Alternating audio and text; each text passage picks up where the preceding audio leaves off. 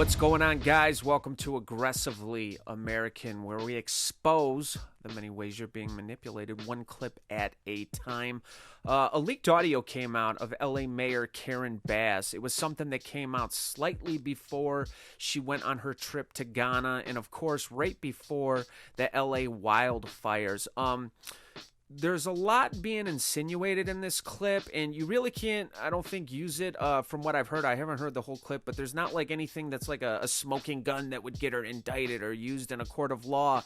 But just being someone with common sense who's listening to it, regardless of what conclusion you come to of what you think she's talking about, it's very, very obvious to tell that she's clearly talking about something that she's got a speaking code about. The way she speaks about it just implies some really dark things. Just what it's like, just the way she maneuvers, how she implies things are dangerous and something big's coming down the pipe, but don't worry, you're going to know what I'm talking about soon. And again, I don't think it's anything that is going to cause this woman to go to jail or could be used as hard evidence in a court of law. But as humans with common sense, we can see a clip like this, we can hear an audio like this, and we can tell. I don't know what you guys are up to over there, but clearly you're up to some really dark ish, so to speak. So without further ado, again, I haven't heard the whole clip, but let's dive right in. Let's check this thing out and let's listen to it, and let's discuss some of what we hear. And just in terms of my trip, just so you know, I'm missing 2 work days. That's it. And if President Biden extends me an invitation, I took it. And hopefully you can read in between the lines. But I would just appreciate and it's hard for me to tell you this, but hold tight. You will understand soon.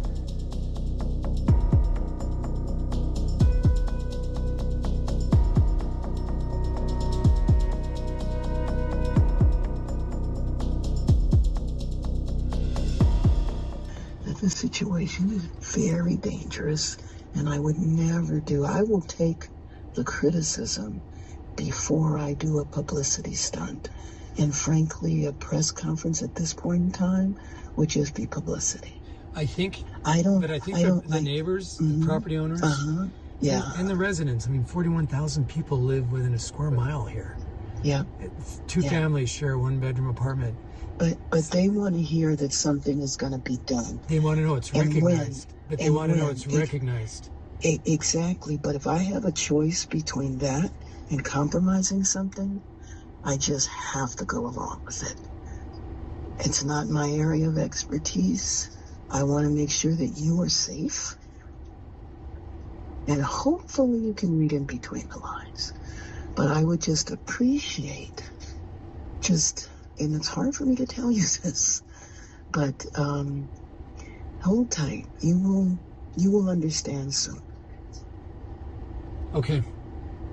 Okay? Okay. And when I am able to talk, I will be happy to go into great detail. Okay. And you've got me on the street, and you're welcome to call me at any time. I'll call you right back. No problem. And just in terms of my trip, just so you know, I'm missing 2 work days. That's it.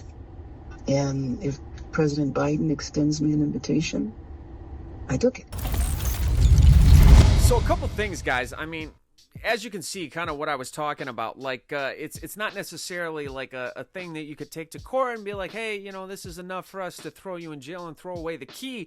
But in the same token, as someone who has common sense, who, has a fair-minded head sitting between their shoulders, you can hear that and you can ask yourself a couple questions. And some of those questions are, first of all, what are they talking about? Why is she being so vague? Why is she talking as if, she feels like she could be being recorded?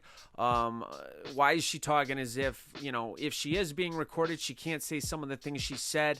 What is she being so cryptic about? She said things like, hopefully you can read between the lines, and hold tight, you'll understand soon, and things like that. And this happened 3 days before the wildfires broke out.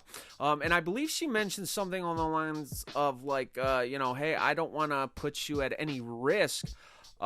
That's a weird thing to say. And again, anyone with common sense can kind of see a recording like this and go, clearly she knows something.